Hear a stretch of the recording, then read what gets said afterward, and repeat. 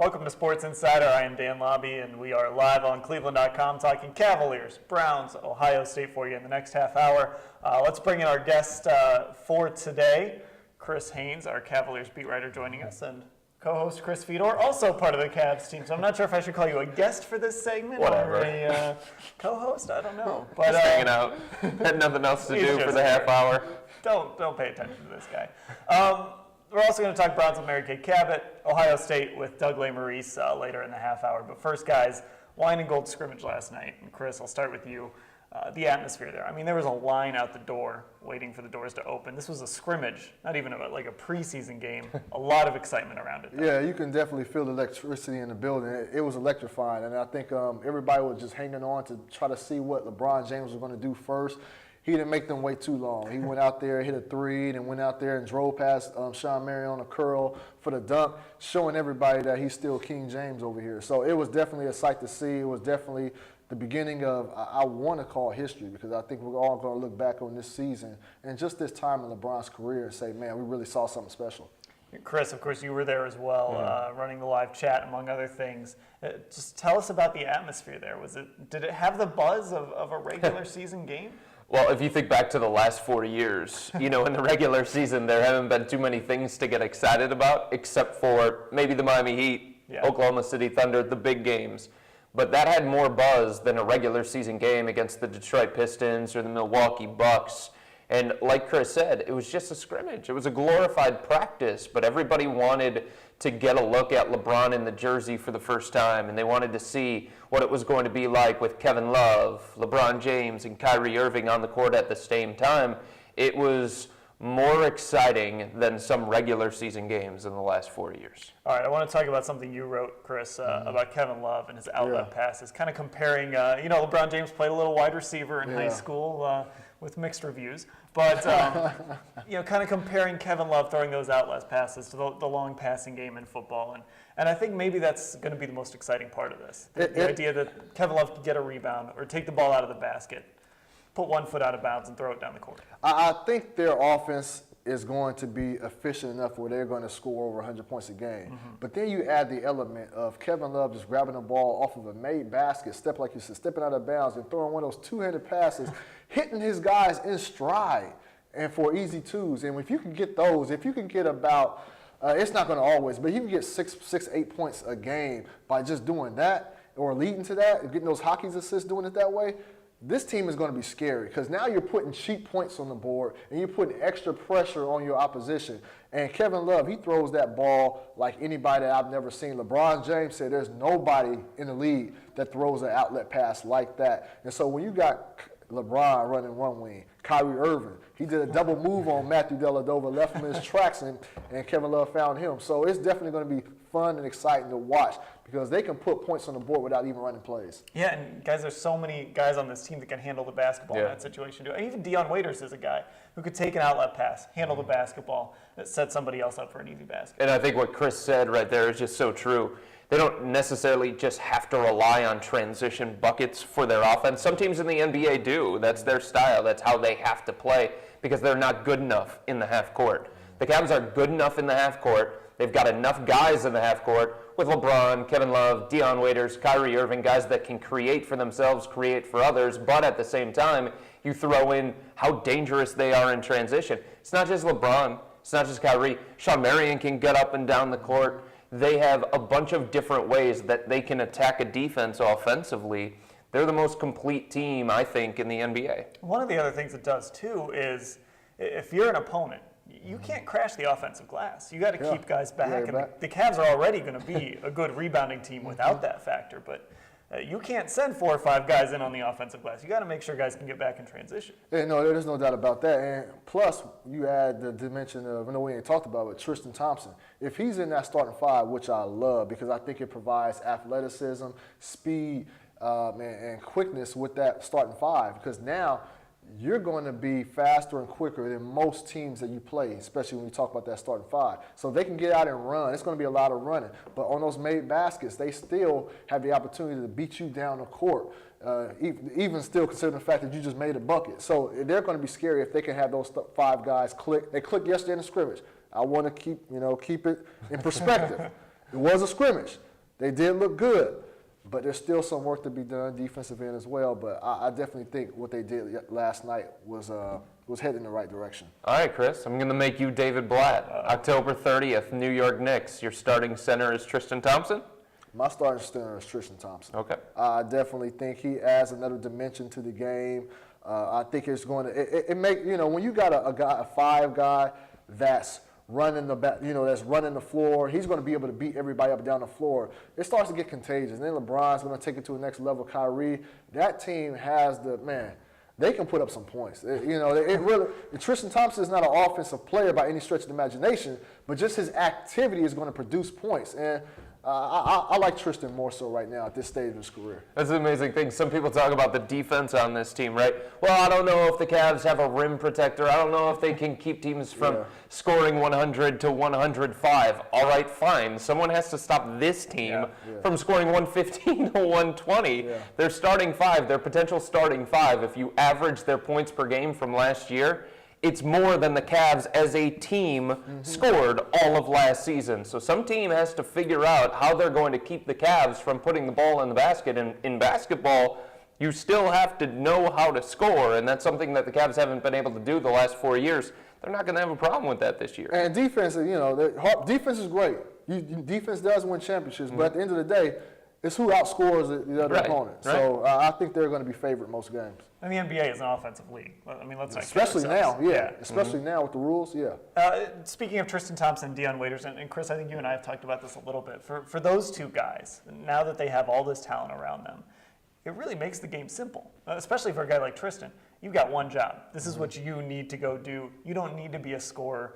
You don't need to do all these other things. LeBron, Kyrie, all these other guys are going to handle it. Same with Dion Waiters. You've got one job. How much easier does that make life for a guy like Waiters, Thompson, other guys on this roster? I think it's what makes San Antonio, Dan. Everybody says, let's try and be like the San Antonio Spurs or some of these great teams in the NBA. I'd throw the Chicago Bulls in there as well. You have to have role players, guys who understand their role, and they can go out and they can execute, because you can't build a perfect roster. You're going to be weak in certain spots, but you just need guys to do specific things. Don't go above and beyond the call of duty. Look, Miami won an NBA championship, 2 of them actually, with guys at center like Chris Bosh, Chris Anderson, Udonis Haslem at times, Joel Anthony. Why? Because they understood their role, they went out and they executed the role, and they didn't try and do any more than that. That's what San Antonio does every single year. And Dion Waiters, he's going to be the one that's going to have to adjust more so. LeBron even talked about that it's going to be on him. Everybody's going to look at him as the scapegoat if this team is not playing up to par. I expect Tristan Thompson, all he is a guy that goes to work and does all the dirty work. He's going to be fine. Dion Waiters, he looked good in the scrimmage. But let's remember who they were playing against. Let's keep that in mind. But if he could stay within himself, shoot, get the catch and shoot ball, hit that with regularity, force the tempo when needed to. But he has to stay within himself. If he does that, he's going to have a very productive year, because things will come easy. But will he allow it to come easy? That's the question. Dion, man. Stop tweeting stuff. Oh, Dion. Well, good luck with that. Dion ain't listening to you, man. Put down the phone. Stop tweeting that you're supposed to be a starter or whatever it was during the offseason. That's not happening. That's Dion, man. We need some content, man. Dion, be yourself. That's true. We do need it. All right, last question before we let you go. It comes out of the comments.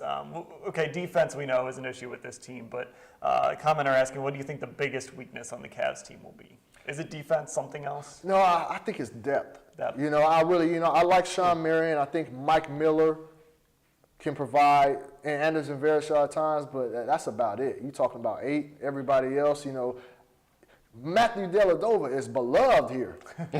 Yeah. He is beloved here. Oh, yeah. I'm seeing that. 5th loudest ovation last night behind the big 3 and Andy. He is beloved here. I'm still not sure if he's really backup material on a championship type team. So there's a lot of holes that I see. Like I said, I say they're about 8 deep right now, off the top of my head. I think depth is going to be an issue, because you don't want to wear these guys out right now, because you want to manage minutes like Coach Pop does. He's an excellent manager of minutes. He looks at the big picture. He's not thinking about the now. If Coach Blatt is able to do that and find some guys to plug holes and fill minutes and be productive, they'll be fine. But I'm just concerned about the depth. I'm trying to find something, and I've tried all off season. So that means you think that this team is winning the championship. You don't have any holes to lay out there, huh? Not only do I think that they're going to win the championship, and Chris, you can say that I'm crazy in saying this. I think this roster, the way that it's put together with their big three, I think they're going to challenge the 70 mark.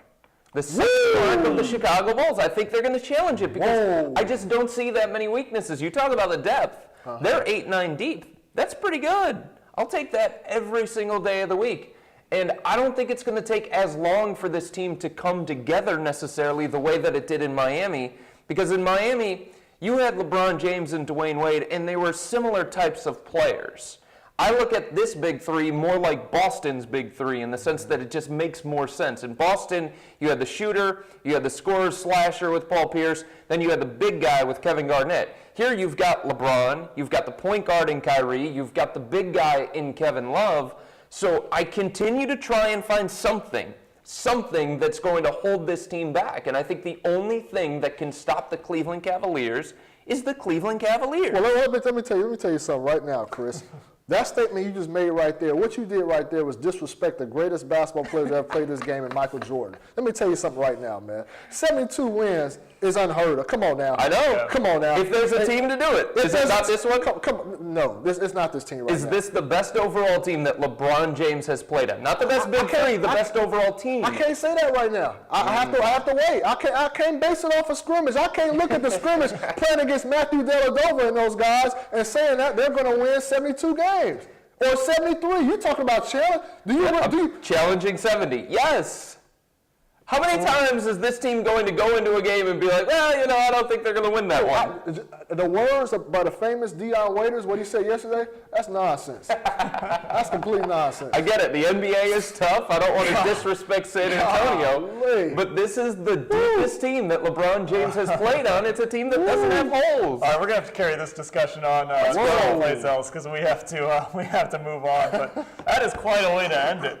70. You heard it here. Look, yeah. We'll revisit this in April, I guess. We sure will. I'm with you. We'll revisit it next week. You. They won 66 with Mike Brown and all those other bums that were playing with LeBron James. Just remember that. Sasha Pavlovich was on that team. Danielle Marshall was on that team. There's been a lot of great teams, though, that haven't even come close to 70. You're right. Miami won 58 in their first year. This is different, though. You had the Lakers who had Shaq and Kobe in their prime. I know. Never won 70. So disrespectful. They're pushing 70 this year. You heard it here first. The Bulls, with the greatest player who ever lived, only did it once. You're right. All right. Let's move on. Thanks for joining us, Chris. Chris Haynes, our Cavaliers beat writer, joining us. I think we have a good topic for our first Cavs Insider. It is all booked up. Chris, we appreciate you taking the time to join us. Thank you, I think.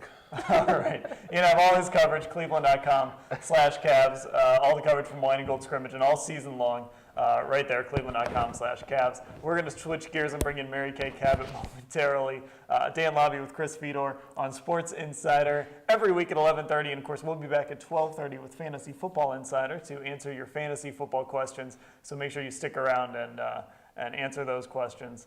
We're going to move past the 70-win prediction. And just want to know, kind of, from what you saw last night, and one of the things that, and really what you've seen before last night, one of the things that people talk about is the Cavaliers gelling, the Cavaliers coming together. Are you seeing that? Are you seeing the pieces come together fairly quickly for this team? Absolutely. And I think that started in the offseason, Dan, in David Griffin trying to identify guys that not just fit alongside LeBron, but fit with each other. And that's what he did.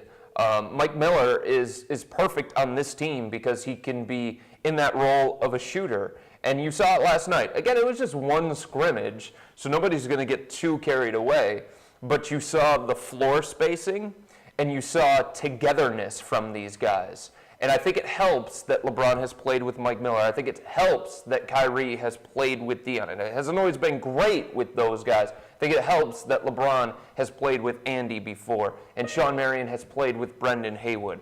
That was something that I think too many people overlooked this offseason. All right, let's go ahead and switch gears and bring in our Browns beat reporter, Mary Kay Cabot, to preview the Tennessee Titans. Mary Kay, thanks for joining us. Thanks for having me, guys. All right, Mary Kay.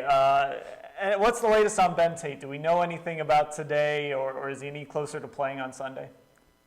He may still be limited today. Not sure exactly yet, but he's practiced a fair amount out there this week, and I would have to say that he's going to play in this game. I think they're ready to throw him out there. So what does that mean in this three-person committee, Mary Kay? Does that mean that they are going to go with all three guys in this game against Tennessee, or is there an odd person out here? You know what? Because Ben is just still coming off the knee, I suppose that there's a chance that they might limit him somewhat in this game. He's going to be wearing a brace. Maybe he'll do, a couple downs here and there. Maybe they just bring him in on third down. So I think there's still a chance that this game, that they could use all three running backs. If they don't, I would guess that, Crowell kind of has a hot hand right now. So I would think if there was going to be somebody that had his reps cut back a little bit, that it might be Terrence. He only averaged 3 yards per rush in his last outing, whereas Crowell averaged 5. So I think, he's earned another good, strong look. So I think it would probably go that way. Mary Kay, we've seen the so-called Johnny Manziel package in a few iterations now. The Browns have had a bye week to kind of work on some things. Do you think they have another wrinkle to throw at us Sunday when it comes to using Johnny Manziel? Yeah, I think so. I think, as time goes along, he'll have more to do. And obviously, when you have a bye week to install new things, you really need to come out with something that's going to surprise the opponent. You really have to do that. So I think that we'll see some things both offensively, defensively, and special teams that will sort of change things up a little bit. And one of those things obviously could be a few different kinds of plays for Johnny. And for Brian Hoyer, during his bye week, Mary Kay, what do you think he was focused on, maybe trying to take his game to the next level? And what area do you think he needs to do that? You know what? I would think just mostly, improving on things, improving on accuracy, some of those, some of those third down passes, those late game situations where he's missed on a couple of throws. I'm sure he went back and looked at the film and tried to see what he could do differently in those situations. I think it'll help him that Jordan Cameron's healthier now. That'll help him a lot. I think it'll help him to have Ben Tate for an outlet pass on third down. They really haven't gone to the running backs in the passing game on third down at all. So I think that that'll be an added element for him that should really help. And, for the most part, just, continuing to be interception-free. 156 passes, now longest active streak in the NFL. Mary Kay, the Titans don't have a particularly great running game, but the Browns have struggled against the run. So do you think Tennessee is going to try and exploit that a little bit, and can the Browns step up and stop Tennessee's sort of anemic running game? Sure. I mean, I think until a team shows that it can stop something, you're going to continue to try to do it. So, again, in the last game, a rookie by the name of Lorenzo Taliaferro had 91 yards against them. So I definitely think that they will do everything they can to run the ball this week. And, if the Browns stop it, then, that's another story. But they'll surely give it a try. Mary Kay, when it does come to the defense, is there a reason to believe that the defense is going to play much better than it has in the first three, and maybe even to the level that a lot of people thought it would play at the beginning of the year? Well, I think so. I think it's going to look a lot better over these next 5 games just by virtue of the quality of the opponents that they're playing. I mean, Jake Locker, has been struggling. He's coming off of a wrist injury if he plays this game right now. So, they're not going to be playing many Super Bowl winning quarterbacks over this next 5-game stretch except for Ben Roethlisberger. So I think it will be a 5-week period in which Joe Hayden will look a lot better. I think the run defense, some of these guys that have been struggling, they'll look a lot better. It'll be an opportunity for Justin Gilbert to gain a little bit of confidence. Maybe not so much when the Steelers come to town, but some of the other games for sure. Mary Kay, we've talked a lot about the Browns' next 5 games and expectations. Obviously, the opponents aren't great, but beyond maybe an expectation of a record, what can we learn about this team over these next 5 games before they go to Cincinnati? Well, once again, I think you can learn if the defense is coming together in the new scheme. It takes a while, and now they've had a chance to kind of sit back and tweak some things and reevaluate it a little bit. So you should see those guys playing together better. You should see better performances out of Dante Whitner, Carlos Danzi, who are new to this system. So I think we'll learn that. I think we'll also, one of the things to look at is, are teams going to catch up to Brian Hoyer at all? Right now, he's only got 6 games of film. Do you have teams now that are going to be identifying, any weaknesses whatsoever, not just in him, but in the offense? Are they going to be able to take anything away that they haven't yet? So as you get deeper into the season, you can find these tendencies and try to exploit them. All right, Mary Kay Cabot, our Browns beat reporter, joining us on Sports Insider. Mary Kay, thanks for the time. Thank you, guys. All right, we will have Doug Lesmerises coming up to talk a little Ohio State football here on Sports Insider. First time we've done that this season. Chris, Tennessee, you got to win this game. The Browns have, if they're really a team that is on the rebound, turning things around this season, and they're as good as we think they are based on these first 3 games, they got to go down there and beat Tennessee, because Tennessee is not a very good football team. Dan, I think that's the next step for a team like the Browns. I think they have shown in the first 3 games that they can play with some of the top teams from the NFC and the AFC. The thing that they have to show is that they can do the things that good teams do. And that's when you play against a team that has less talent than you, a team that's worse than you go out and you take care of business, even if it is on the road.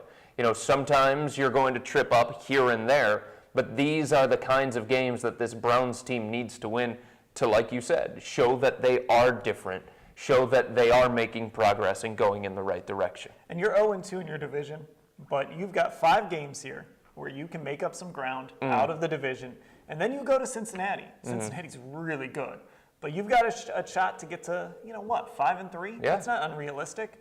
You can get to 5-3. You can beat Pittsburgh, so you can get one of those division wins back, and then you're going to Cincinnati. Make things interesting. Yeah. That's the opportunity that the Browns have in front of them. I mean, I think the other thing is, in the first 3, people have made excuses for the defense at times, saying, well, they played against Super Bowl winning quarterbacks, or Joe Hayden played against some really good wide receivers.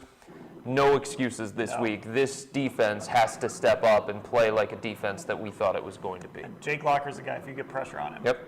He struggles a lot. He struggles without pressure, honestly. But you put pressure on him, he struggles a lot. All right, let's go ahead and talk a little Ohio State football now and bring in one of our Ohio State beat reporters, Doug Lesmerises. Doug, thanks for the time. Thanks for having me, guys. All right, Doug, I'm looking at the remaining Ohio State schedule right now. I'm looking at how they played against Cincinnati. That was supposed to be a little tougher game than it was. Are they going to regret that Virginia Tech loss? Maybe more than they'll regret that Michigan State loss in the Big Ten title game last year. It's funny. Urban-Meyer, even the other day, just sort of offhandedly in the middle of talking about other stuff that, I wish we had that one back. I think that's certainly possible. With the 14 playoff, you don't know how this season's going to shake out. But, in the end, they were going to have to win at Michigan State one way or the other. They have to win that game now. They would have had to win that game if they beat Virginia Tech. It's really gonna come down to that regardless. But if they win in East Lansing and then they're sitting there as a 1-loss team and they don't get in, I mean, that will be a game, especially with what we've seen from Virginia Tech since then, which has not been very impressive. That really could be a game that will end up haunting this team. Doug, knowing what you know about the perception of Ohio State around the country and the perception of the Big Ten in general, let's say Ohio State does win that game against Michigan State, and they're sitting there, and they have that one loss on the resume. Are they still a possibility to get into the playoff or no? I think they still lose tiebreakers because of the perception of the Big Ten, but we talked about this before the season. If Ohio State's going to be a one-loss team, you've got to be a one-loss team that beats Michigan State. You're much better off beating Michigan State and then having some other loss than winning every game and then losing to Michigan State. And then, people would say, well, you only played one good team and lost to them. If you do it this way, you could maybe try to brush off the Virginia Tech loss as a blip. but I still think if you are in a tiebreaker situation where Oklahoma has one loss, where Florida State has one loss, where Oregon has one loss, where you're up against an SEC team with one loss, I think you're going to lose that tiebreaker. Yeah, Doug, I mean, I think that's probably the problem that Ohio State faces, even if they beat Michigan State. There isn't another signature win for them to really have. Of course, Michigan is having a really down year. I mean, I'm looking at the schedule. There just isn't another team that stands out to me, aside from Michigan State, that if you beat them, that's an impressive win. It would have to be the Big Ten title game. Yeah. There's a huge game this weekend, Nebraska at Michigan State. I mean, honestly, that's probably, at the moment, the most likely Big Ten title game, Nebraska, Michigan State, in Indianapolis. So what the Big Ten has to root for is that both Nebraska and Michigan State look really good in that game. And from Ohio State standpoint, you hope you go beat Michigan in the regular season, and then Nebraska's sitting there either undefeated because they beat Michigan State, or with only the Michigan State loss in the Big Ten title game, and you beat them too. Doug, do you think with the way this new setup is, and there have been so many changes in college football, and it's always been so difficult to predict how voters are going to vote, but do you think in this new system it matters as much that Virginia Tech is not as good as maybe Ohio State fans would want them to be after Ohio State lost to Virginia Tech? I'm fascinated by how the committee is going to think. I think it is possible that the committee, I mean, you get some football guys in there, quotation marks around that. They make me nervous sometimes, but I think they may have the ability to say, hey, everybody has a bad week sometimes, and then look at Ohio State, how they look at the second half of the season. If they are really impressive on offense, you would have the excuse with the young quarterback finding his way. I think it's possible that the committee may sort of just discount that loss more than voters would have. Now, I'm of the opinion you can't discount anything. You've got to answer for that loss. I don't care when it happened. It happened. I think it's possible that the committee setup could help Ohio State more than the poll setup in the past would have. Doug, you look at Maryland right now, and they've only got one loss on their resume, and it's a pretty good loss if you consider a loss good, a close one against West Virginia. How much of a test is this for Ohio State on the road against Maryland? It's going to be interesting. They just announced today it's a sellout. I mean, the stadium's half as big as Ohio Stadium, but it's the first sellout since 2008 for Maryland, so the crowd should be good. They have some playmakers on offense led by Stephon Diggs, who's a guy that I think could potentially burn Ohio State. Their defense doesn't look great. It's going to be better than the last two defenses Ohio State has faced with Kent State and Cincinnati, which is why I still think you have to hedge a little bit on the Ohio State offense because the defenses the last two games have been so bad. So I think it will be a little bit of a test. I think Maryland's probably better than I thought they would be. I'm curious to see what the atmosphere is like. But I think they have enough skill guys, and their defense is at least a half step up. I think it's a test. Doug, looking at J.T. Barrett, obviously you mentioned him, a quarterback kind of learning his way, learning how to play the positions, at the college level, and a really interesting scenario because he could play really well the rest of this year, and at least if we're to believe Urban-Meyer at this point, he's not going to be the starter next year, going back to Braxton Miller. What would that do to J.T. Barrett and his development if he figured things out, played really well the rest of the season, maybe beat Michigan State, and then he's got to go back to being a backup? This is such a weird bonus year, and the thing I think you have in your favor is that J.T. Barrett is a very together kid. He has a very together family.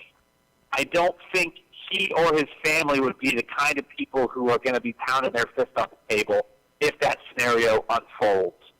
That you would just go back, you'd bide your time, and then wait to be the starter for two more seasons, in 16 and 17. So I think it would be a good problem for Ohio State to have if you have two very competent quarterbacks.